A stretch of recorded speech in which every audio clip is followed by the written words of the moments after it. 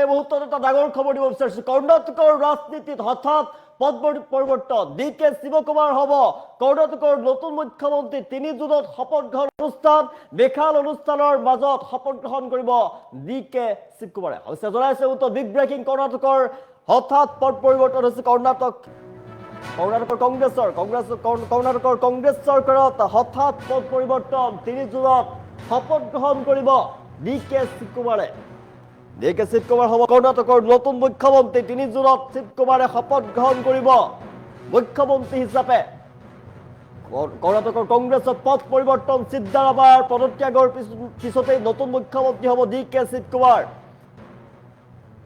কল্পনা জল্পনাৰ অন্ত পৰিব কৰ্ণাটকৰ কংগ্ৰেছ চৰকাৰত হঠাৎ পদ পৰিৱৰ্তন। ডি কে শিৱকুমাৰ হ'ব কৰ্ণাটকৰ নতুন মুখ্যমন্ত্ৰী। 3 জুনত শিৱকুমাৰে গ্ৰহণ কৰিব শপত গ্ৰহণ কৰিব শিৱকুমাৰে। 3 জুনত কৰ্ণাটকৰ ৰাজনীতিত ডাঙৰ পদ পৰিৱৰ্তন, নতুন মুখ্যমন্ত্ৰী হ'ব ডি কে শিৱকুমাৰ। 3 জুনত শপত গ্ৰহণ অনুষ্ঠান।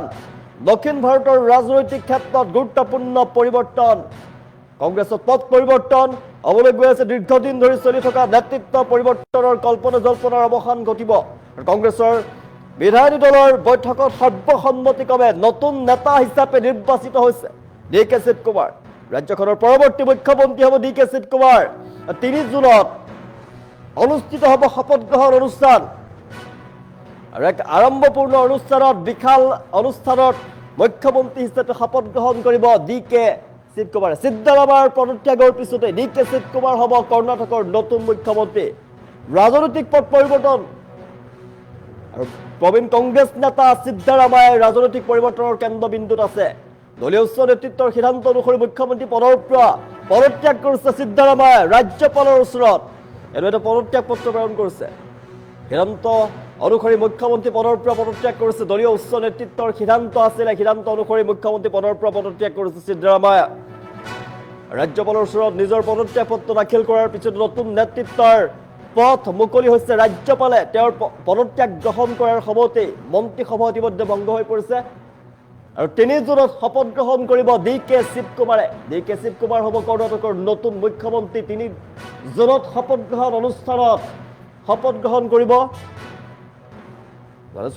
সিদ্ধাৰামায়া আৰু ডি কে শিৱকুমাৰৰ মাজত মুখ্যমন্ত্ৰী পদক লৈ তীব্ৰ বাক বিতণ্ডা চলি আছিলে আৰু প্ৰথম পৰ্যায়ত সিদ্ধাৰামায়াই মুখ্যমন্ত্ৰী হিচাপে দায়িত্ব পালন কৰিছিলে আৰু এতিয়া কাৰ্যকালৰ মাজভাগতে দায়িত্ব হস্তান্তৰ কৰা হৈছে। কংগ্ৰেছ দলে আনুষ্ঠানিকভাৱে এই মন্তব্য কৰা নাছিলে। বিগত কেইবামাহো ধৰি নেতৃত্বৰ সাল সলনিৰ কল্পনা জল্পনা চলি আছিলে। কোন হ'ব মুখ্যমন্ত্ৰী? সিদ্ধাৰামায়া থাকিব নে ডি কে শিৱকুমাৰ হ'ব মুখ্যমন্ত্ৰী? আৰু সকলো কল্পনা জল্পনাৰ অন্ত পৰিব। ডি কে শিৱকুমাৰ হ'ব কৰ্ণাটকৰ মুখ্যমন্ত্ৰী। সিদ্ধাৰামায়া আৰু ডি কে শিৱকুমাৰৰ মাজত মুখ্যমন্ত্ৰী পদক লৈ চলিছিলে তীব্ৰ চৰ্চা চলিছিলে আৰু প্ৰথম পৰ্যায়ত সিদ্ধাৰামায়াই মুখ্যমন্ত্ৰী হিচাপে দায়িত্ব পালন কৰিছিলে। কিন্তু এতিয়া মুখ্যমন্ত্ৰী হ'ব কৰ্ণাটকৰ কংগ্ৰেছৰ হঠাৎ পদ পৰিৱৰ্তন হৈ পৰিছে। ডি কে শিৱকুমাৰ হ'ব কৰ্ণাটকৰ নতুন মুখ্যমন্ত্ৰী।